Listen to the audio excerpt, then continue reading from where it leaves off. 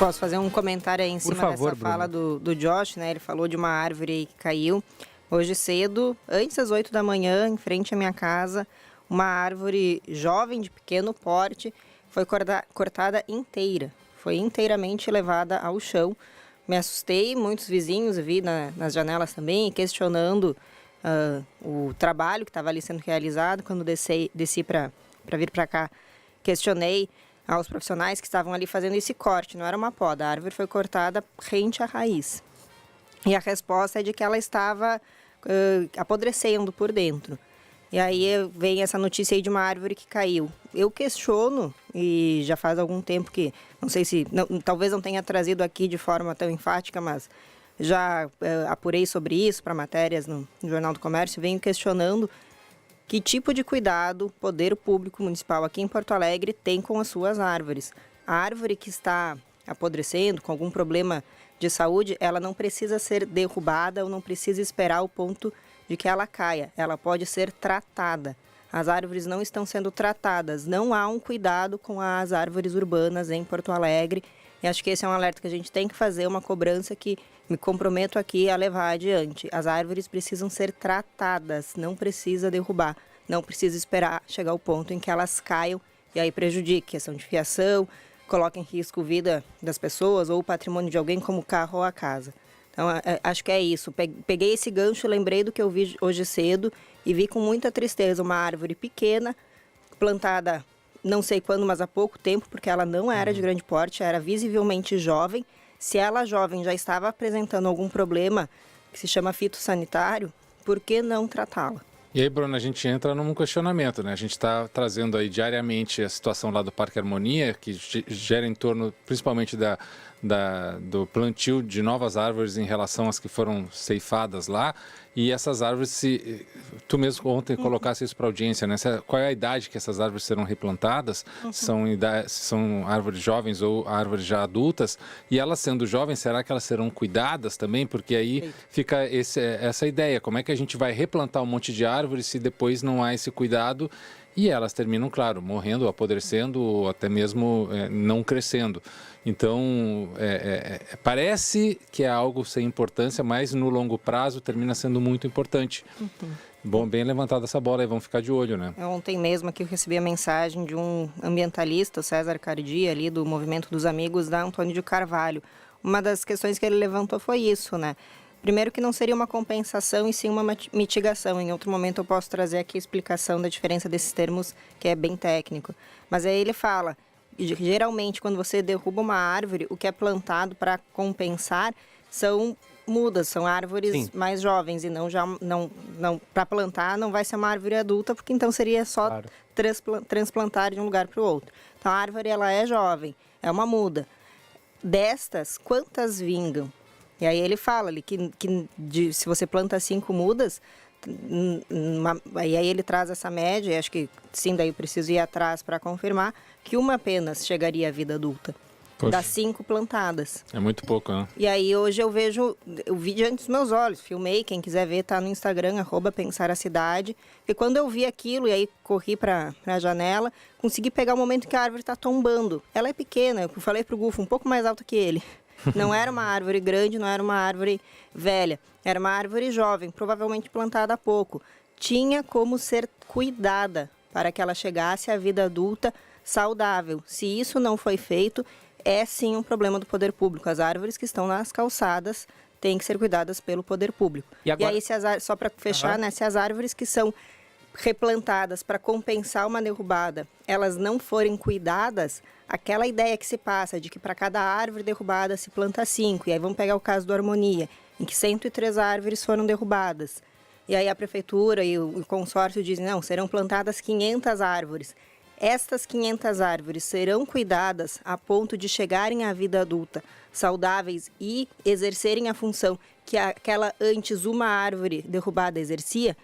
Isso a gente tem que saber, tem que ter a resposta, a gente tem que cobrar o poder público. Estou fazendo já aqui essa primeira cobrança, mas vamos atrás de informações. Estou vendo aqui o vídeo, convido os ouvintes a entrarem lá no Instagram, @pensaracidade. Bruna botou ali, vou ver se eu consigo... Eu não pus com som, porque o som na motosserra, por si só, ele já é triste. Já tá, Ali, ó, mostra a árvore caindo lá. Tombando. Pum, caiu. Botei rapidinho porque o story é bem como a Bruna disse, né? Ele pega... Bem o momento da árvore tombando. Tá aqui, olha lá. Pum, caiu. Nem eu imaginei que ia ser tão rápido. E eu, como vizinha dessa árvore, não fui avisada, não teve um aviso da vizinhança do tipo, a árvore está com um problema e será derrubada. Não, ela simplesmente foi tirada. Agora me veio uma dúvida, pode qualquer árvore ser plantada naquele espaço da calçada? Porque às vezes tem um espacinho pequeno e se o cara vai lá planta uma árvore que no figueira. futuro... uma figueira, vai danificar todo o calçamento ali na volta, e né? Porto Alegre já teve um plano diretor de arborização. Né? Você tem, sim, tipos de árvores que podem ser plantadas, seja pelo porte dela, pelo tamanho da raiz, pelo diálogo que ela vai ter com a árvore vizinha, não parece, mas a gente vê a parte de cima da árvore. Por baixo da terra, as raízes se comunicam e algumas árvores não se comunicam bem. Então, uma pode ser predadora de outra, então ela vai prevalecer naquele ambiente. A árvore vizinha, que talvez seja mais fraca ou não seja adaptada àquele ambiente. Ou seja exótica. Isso, não vai sobreviver. O fato de ser exótica ou não, conta, mas não significa que ela não vá vingar por ser exótica, né? Não, mas o conflito de comunicação com outra pode haver por causa disso. Pode ter por causa disso. Também há algumas recomendações de boas práticas, por exemplo, que tipo de árvore frutífera você vai plantar em ambiente urbano, porque as frutas elas podem cair, caindo elas podem machucar alguém. Então, ou se as frutas, lá na minha mãe, lá no interior, a gente tinha um pé de amora, lindo, mas quando as amoras... Se a gente não dá conta de recolher todas, quando elas estão maduras, elas vão caindo e aquilo deixa o piso escorregadio. Então, é um cuidado que tem que se ter. Então, é esse tipo de observação que precisa ser feito na hora de plantar. Por isso que aquela lógica de, escreva um livro, tenha um filho e plante uma árvore, né? Se for plantar árvore, conversa com alguém que entende antes, pede orientação, pede autorização do poder público para saber onde plantar essa árvore e cuide para que ela chegue saudável à vida adulta. Mas é obrigação, sim, do poder público, das prefeituras, não só em Porto Alegre, em qualquer lugar, que tenha um plano adequado para esse plantio e o manejo das árvores. O manejo é o cuidado, vai lá, faz uma poda, não essas podas predatórias que a gente tem visto, né? Mas faz uma poda adequada, permita que ela cresça saudável. Tá vendo algum problema nela? Aplica um tratamento. Não derrubar por si só não é a solução. E é interessante, a gente percebe como as coisas estão interligadas, né? Por exemplo, quem cuida da árvore é o poder público, mas quem cuida da calçada é o dono daquela propriedade. Muitas vezes a raiz da árvore está danificando a calçada, né? Sim. Deixa bem ruim ali o fluxo de pessoas e tal. Se o cara vai passar com uma cadeira de rodas, por exemplo, não tem como. Por isso eu sou da teoria de que o poder público tem que cuidar da calçada também. Tem que cuidar da calçada, Afinal, exato. o poder público cuida da rua, cuida da via, do asfalto. Para quê? Para o carro passar bem. Por que ele não cuida da calçada onde passam outros, onde as pessoas também transitam de outra maneira que não com um veículo, mas sim a pé, ou com cadeira de rodas, ou com carrinho de bebê. Né? Então, assim, ou mesmo uma pessoa com uma dificuldade de locomoção e está de bengala. Então, assim, a calçada ela é importantíssima para a locomoção, para a mobilidade urbana e o poder público também deveria cuidar. Eu defendo que sim, que o poder público cuidasse das calçadas. Aquele calçamento, realmente não sei o nome, peço desculpas, que tem os sinais para quem tem dificuldade piso tático. Piso tático? Chama? Acho que é tático. O tático. Bom, esse tipo de pisos deveria ser meio que talvez uma obrigação do poder público em colocar, porque... Onde, é só selecionado em alguns lugares que se tem e o cara tá andando ali no meio da calçada, depois os próximos 100 metros não tem. Não, tem isso, tem calçamentos, tipos de piso que a pessoa acha que é bonito, ou talvez porque estava mais barato, mas porque ele tem um trecho próximo à minha casa, que é uma lomba, inclinada, como a gente diz aqui em Porto Alegre, e que eu ando na rua, porque eu já caí, porque é liso. É liso não em dia de chuva, é liso em qualquer dia. Então eu já deslizei, caí, machuquei o joelho. Que perigo. Então eu prefiro andar na rua um trecho aí de meio quarteirão, porque aquele prédio optou por no seu calçamento, na sua calçada, colocar um piso que não é próprio para a área externa, então ele não é antiderrapante. Então é isso, assim, é uma discussão não só de Porto Alegre, né, em outros lugares também, cada proprietário cuida da calçada em frente ao seu imóvel. vamos lembrar, né? O poder público cuida da calçada em frente aos imóveis públicos e a gente vê problema em calçamento próximo à prefeitura, escolas, praças e parques também. Então, a prefeitura já não cuida. E aí, um dos argumentos é esse. A prefeitura não consegue cuidar onde tem que cuidar. Imagina se for cuidar da cidade inteira. Bom, vamos resolver isso de alguma maneira, né? Por que tanto recurso para asfaltar a via? Que aí eu também questiono. Bom, se eu não for apedrejada hoje, estou feliz. Também questiono o asfaltamento indiscriminado.